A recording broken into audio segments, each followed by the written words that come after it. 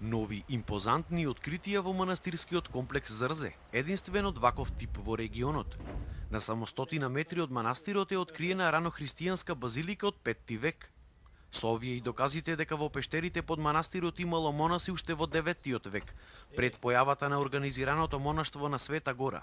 Според владиката Климент се докажува големиот континуитет на христијанството во Македонија. Ова е видлив показ и доказ на она што и кореспондира со соопштението на Македонската православна црква, кога на прашањето на идентитетот споменавме и го промовиравме она што можеме да го наречеме со синтагма на христијански идентитет, преку кој што се гледа континуитетот и конзистентноста на историјата на христијанската култура во Македонија.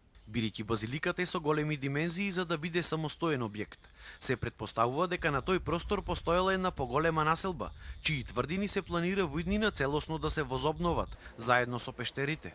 Постојањето на едно ваква значајен христијански комплекс надвор од тврдините упатува на можност за постоење и базилика во рамките на акрополата на ова населба.